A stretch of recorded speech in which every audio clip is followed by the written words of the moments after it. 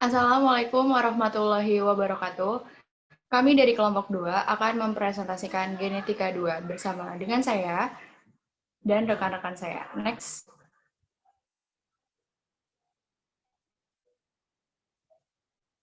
Bersama dengan saya, Mesya Aulia Munazilah, dan rekan saya Fariza Eki Putri Rahmadita, Mutiara Nurul Aulia, Shirley Anjani, dan Titis Hudi Emanuela. Next. Submateri yang akan kita bahas, pembelahan sel meliputi mitosis dan meiosis, replikasi DNA meliputi proses dan tahapan, dan sintesis protein meliputi transkripsi dan translasi. Next. Pembelahan sel. Next. Pembelahan sel adalah suatu proses yang membagi satu sel induk menjadi dua atau lebih sel anak. Tujuan dari pembelahan sel adalah untuk menambah jumlah dan jenis sel, atau membentuk sel-sel lain dengan tujuan tertentu. Pembelahan sel pada prokariota dikenal dengan nama pembelahan biner, atau binary fission, atau pembelahan sel secara langsung. Pembelahan yang dimaksud bertujuan untuk kepentingan reproduksi. Sel yang dihasilkan adalah sel anak yang memiliki otonomi sendiri. Pembelahan sel pada eukariota ada dua jenis, yaitu mitosis dan meiosis. Mitosis menghasilkan sel anak yang dapat membelah lagi, sedangkan meiosis mengubah suatu sel menjadi suatu gamet yang tidak dapat membelah lagi hingga fertilisasi. Next. Pembelahan sel mitosis. Next. Mitosis merupakan pembelahan sel yang meliputi pembelahan dan pembagian nukleus beserta kromosom-kromosom di dalamnya. Proses pembelahan nukleus dinamakan karyokinesis. Setelah karyokinesis akan segera diikuti oleh pembelahan sel, sehingga sebuah sel akan menjadi dua anakan sel yang sama. Proses pembelahnya sel dinamakan sitokinesis. Adanya karyokinesis dan sitokinesis yang berlangsung secara berkesinambungan menyebabkan informasi genetik di dalam semua sel suatu individu tetap. Next. Berikut merupakan ciri-ciri mitosis. Yang pertama, hasil dari pembelahannya menghasilkan dua sel anak yang masing-masing jumlah dan macam kromosomnya sama dari sel induk. Jumlah kromosom diploid 2N tetap diploid 2N atau haploid N tetap haploid N. Mitosis terjadi pada pertumbuhan dan perkembangan zigot menjadi embrio dan pembentukan sel-sel tubuh selanjutnya. Pada pergantian sel-sel yang telah tua seperti sel darah, kulit, epitel, usus, dan juga pada penyembuhan luka. Pada tumbuhan, mitosis terjadi sel-sel di ujung akar, batang, kambium, atau pada pembentukan sel-sel tubuh lainnya. Mitosis dikendalikan oleh gen dalam masing-masing sel. Kerja gen ini dipengaruhi oleh hormon pertumbuhan dan faktor tumbuh lain. Misalnya, mitosis promoting factor atau MPF, yang merupakan enzim protein kinase yang dihasilkan oleh onkogen. Adanya MPF ini menyebabkan pertumbuhan sel melebihi normal dan dapat menyebabkan sel kanker. Next. Berikut adalah tahapan mitosis. Yang pertama adalah tahapan pemisahan kromosom. Fase yang pertama adalah profase. Pada fase ini, di mana benang-benang kromatin mulai memendek dan menebal yang disebut dengan kromosom. Bila diwarnai dengan pewarna inti, maka kromosom menyerap zat warna. Membran inti dan nukleolus mulai menghilang. Sentrosom membelah menjadi dua sentriol dan bergerak ke sisi sel yang berlawanan. Dua sentriol tersebut dihubungkan oleh gelondong pembelahan atau spindle yang tersusun atas protein tubulin dari mikrotubula. Tubulin merupakan protein kontraktil yang diperlukan untuk menarik kromatin di bagian sentromer menuju kutub sel. Yang terakhir, pada tahap profase adalah tiap bagian kromosom berduplikasi menjadi dua kromatid dengan posisi tidak teratur. Next. Fase selanjutnya adalah metafase, di mana pada fase ini sepasang kromatid yang masih melekat pada sentromer atau kinetokor mengatur diri dan berjajar di bidang ekuator. Pada saat ini, kromosom mudah dihitung dan diidentifikasi karena sangat menyerap warna inti, misalnya hematoksilin dan posisi kromatid yang teratur. Next. Selanjutnya adalah tahap anafase. Tahap anafase ini di mana kedua kromatid berpisah dan bergerak meninggalkan bidang ekuator menuju ke arah kutub pembelahan secara berlawanan. Dan selanjutnya akan terjadi benang-benang gelombang pembelahan yang berguna sebagai jalur penuntun gerakan ke arah kromatid ke kutub. Next. Tahap akhir dari fase mitosis adalah telofase. Telofase ini terjadi kromatid telah mencapai kutub pembelahan, kromatid mulai memanjang dan menipis menjadi benang kromatin dan letaknya tidak teratur, dan akhirnya mulai membentuk membran nukleus di sekeliling kelompok kromatin. Next. Tahap kedua dari fase pembelahan mitosis adalah tahap pembelahan sitoplasma atau yang disebut dengan sitokinesis. Tahap ini terjadi terbentuknya sekat pembelahan sel akibat sitoplasma terbagi dua. Peristiwa ini disebut peristiwa sitokinesis. Sel induk telah menghasilkan sel anakan. Next. Selanjutnya pembelahan sel meiosis akan dijelaskan oleh rekan saya. Oke, yang selanjutnya pembelahan sel secara meiosis. Next.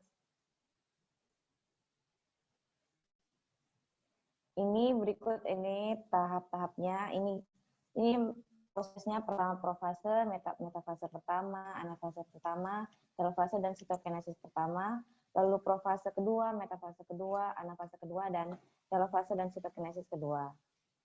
Next. Yang pertama, sebelumnya, meiosis merupakan pembelahan pada sel kelamin atau gamet yang sering disebut dengan pembelahan reduksi. Maksud dari pembelahan reduksi ini merupakan pembelahan sel induk diploid 2N yang menghasilkan 4 sel anakan, yaitu haploid N. Di dalam jenis pembelahan ini terdapat dua tahap. Yang pertama meiosis 1 dan meiosis 2. Next. Ciri-ciri meiosis. Yang pertama, jumlah sel anaknya ada 4. Yang kedua, jumlah kromosom setengah dari jumlah kromosom induknya. Yang ketiga, pembelahan terjadi sebanyak 2 kali. Yang keempat, dibutuhkan waktu lebih lama dengan mempunyai proses yang lebih kompleks. Next. Tahapan meiosis, yaitu meiosis yang pertama. Itu ada profase 1. Profase 1 dibagi menjadi 5, yaitu leptonema atau menebalnya dan memendeknya benang-benang kromatin. Saat leptonema ini, kromatin mudah menyerap zat warna serta membentuk kromosom. Yang kedua, zitogen. Sentrosom membelah menjadi 2 sentriol dan bergerak ke kutub yang berlawanan. Lalu menjadi pakiten, setiap kromosom yang melakukan replikasi menjadi 2 kromatid dengan sentromer yang masih menyatu. Lalu diploten, menjauhnya kromosom homolog sehingga terbentuk pelekat berbentuk X yang dikenal dengan kiasma. Lalu diakinesis, kromosom kembali terbentuk dan transkripsi terhenti. Fase kedua yaitu metafase pertama, yaitu bergeraknya kromosom homolog di bidang ekuator dengan sentromer mengarah ke kutub. Lalu kromosom berikatan dengan benang-benang spindel. Fase ketiga yaitu anafase pertama, yaitu benang spindel menarik kromosom homolog ke arah kutub yang berlawanan, lalu membran sel melekuk ke bagian tengah, lalu isi kromosom terbagi menjadi haploid. Fase yang keempat yaitu telofase pertama, yaitu terbentuk membran inti oleh RE atau retikulum endoplasma, lalu terbentuknya nukleolus dan sitokinesis terjadi. Next. Ini tahap-tahapnya. Tadi leptoten, terus zigoten, lalu pakiten, diploten, lalu yang terakhir diagnosis. Ini meiosis pertama. Oke, next. Lalu meiosis kedua, yaitu ada profase 2. Yang pertama menghilangnya membran nukleus dan nukleolus, lalu membelahnya sentrosom, lalu sentriol menuju ke arah kutub berlawanan. Yang kedua, fase yang kedua, metafase 2, yaitu bidang ekuator menarik setiap kromosom, lalu benang-benang spindel mulai terbentuk. Fase ketiga, anafase kedua, kromatid tertarik oleh spindel menuju kutub pembelahan yang berlawanan. Lalu, kedua kromotid bergerak ke arah kutub yang berbeda. lalu melekupnya membran sel. Yang terakhir, kalau fase kedua, yaitu kromatin pada kutub, mulai berubah menjadi benang-benang kromatin. Lalu terbentuknya membran nukleus dan inti haploid. Lalu, menipis dan memanjangnya kromosom menjadi benang kromatid. Dan yang terakhir, terjadi sitokinesis sehingga terbentuk 4 sel anakan haploid. Next. Ini berikut secara singkat gambarnya proses meiosis kedua, yaitu profase kedua, metafase kedua, anafase kedua, hingga telofase kedua yang membentuk 4 sel anakan haploid. Next. Selanjutnya, replikasi DNA akan dijelaskan oleh teman saya. Selanjutnya, replikasi DNA, saya yang akan menjelaskan. Next. DNA adalah materi herediter di dalam sel dan dalam bentuk urutan kode dari amina heterosiklik. Manusia memiliki biasanya 46 untai DNA. Mereka dikenal sebagai kromosom. Replikasi DNA adalah proses di mana sebuah molekul DNA asli menghasilkan dua salinan identik DNA. Replikasi DNA adalah proses biologis yang terjadi pada semua organisme hidup. Replikasi DNA merupakan dasar untuk pewarisan sifat. DNA terbuat dari dua helai dan setiap helai sel induk bertindak sebagai template untuk produksi untai komplementer. Berikut adalah gambar model replikasi DNA. Next. Tiga hipotesis yang berkembang mengenai mekanisme replikasi DNA. 1. Semi-konservatif. Dikemukakan oleh Watson dan Crick, di mana setiap molekul untaian ganda DNA anakan terdiri atas satu untaian tunggal DNA induk dan satu untaian tunggal DNA hasil sintesis baru. 2. Konservatif. Molekul DNA untaian ganda induk tetap bergabung, sedangkan kedua untaian DNA anakan terdiri atas molekul hasil sintesis baru. 3. Dispersif. Menyatakan bahwa molekul DNA induk mengalami fragmentasi, sehingga DNA anakan terdiri atas campuran molekul lama dan molekul hasil sintesis baru. Next. Berikut adalah gambar di mana model replikasi DNA semi-konservatif. Replikasi DNA terjadi proses tiap untai bertindak sebagai cetakan baru. 2. Dihasilkan dua molekul DNA baru, masing-masing terdiri satu untaian asal dan satu untaian baru. Next.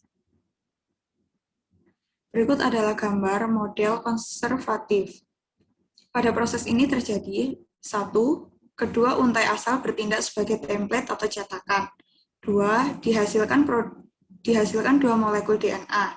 Satu sebagai molekul asal atau parent, satunya lagi sebagai molekul baru. Next. Berikut adalah gambar replikasi DNA yaitu dispersif. Pada proses ini terjadi satu molekul DNA terpotong-potong saat replikasi. 2. Potongan-potongan tersebut melakukan replikasi. 3. Terbentuk potongan-potongan baru. 4. Potongan DNA asal dan yang baru membentuk dua molekul DNA yang terdiri dari potongan-potongan DNA yang baru dan lama secara acak. Next. Tahapan dan proses dalam replikasi DNA 7, yaitu inisiasi. Replikasi diawali dengan proses pemusatan ikatan hidrogen yang berhubungan dua basa nitrogen. Dimulai dari tempat atau lokasi yang bisa dikenali. 2. Sintesis primer. RNA polimerase mensintesis bentangan-bentangan pendek RNA ke untaian DNA yang ada. 3. Sintesis leading strand. DNA polimerase dapat menambahkan nukleotida baru, namun untaian DNA berjalan di arah yang berlawanan, dan sintesis DNA pada satu untai dapat terjadi terus-menerus, yang disebut sebagai leading strand. Next.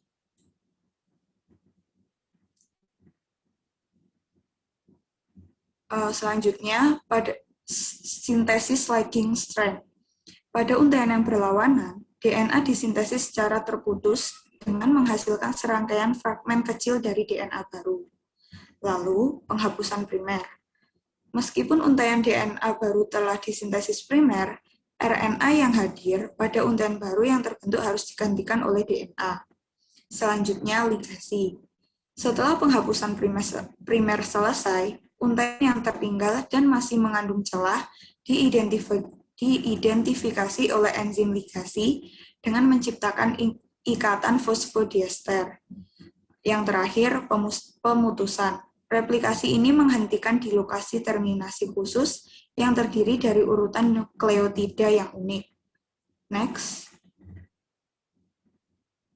Untuk selanjutnya akan dilanjutkan oleh teman saya. Terima kasih. Baik, saya akan melanjutkan sintesis protein. Next. Sintesis protein adalah proses pembentukan protein yang melibatkan DNA sebagai sumber materi genetik, pengkode berbagai asam amino yang akan diolah menjadi rantai polipeptida. DNA merupakan sumber materi genetik yang terdapat di dalam nukleus. Namun untuk melakukan proses sintesis proteinnya dilakukan di ribosom. Untuk itu diperlukan perantara yaitu RNA agar sintesis protein dapat berlangsung. Sintesis protein dikenal dengan istilah dogma sentral, yaitu rangkaian proses melalui molekul DNA menjadi RNA.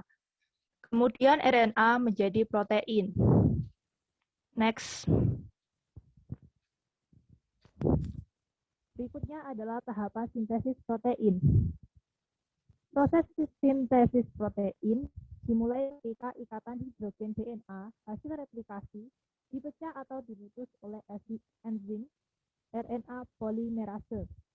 Kemudian rantai DNA tersebut dikode oleh mRNA. Sintesis protein terjadi melalui dua tahap, yaitu yang pertama adalah transkripsi, yang kedua adalah translasi. Oke, next. Yang pertama adalah sintesis protein transkripsi. Next.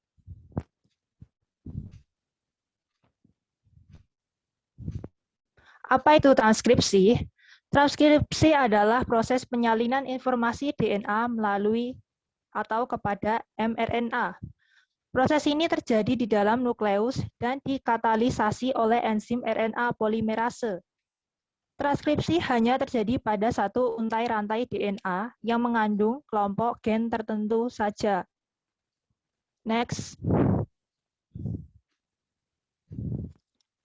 Tahapan pada proses transkripsi.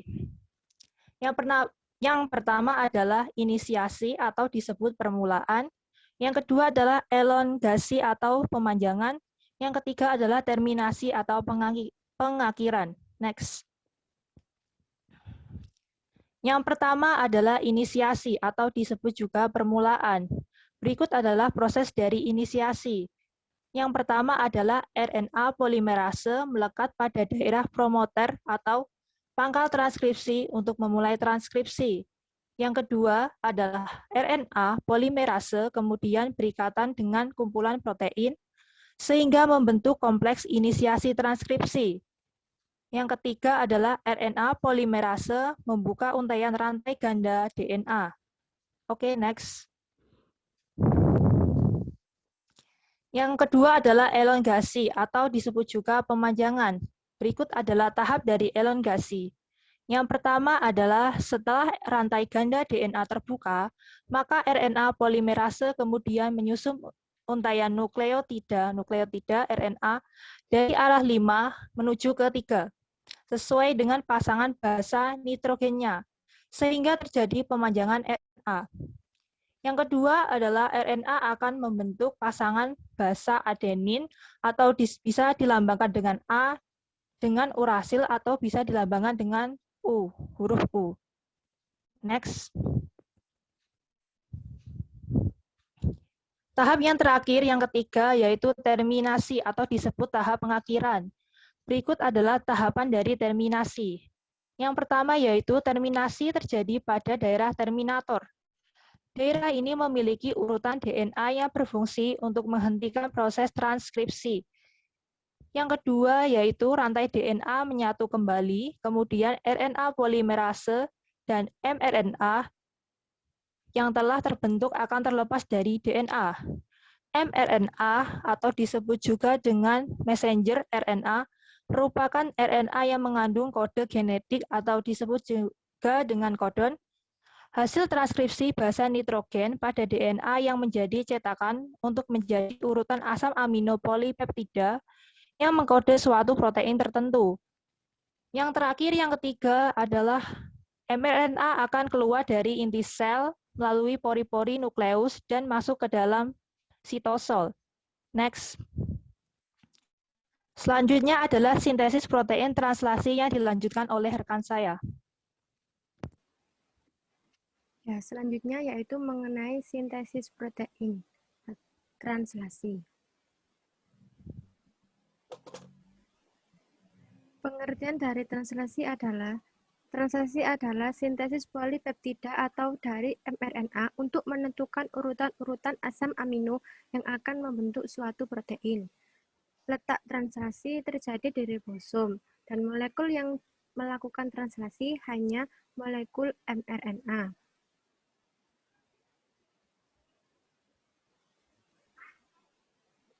Pada tahap ini, sel harus menerjemahkan kode genetik atau kodon.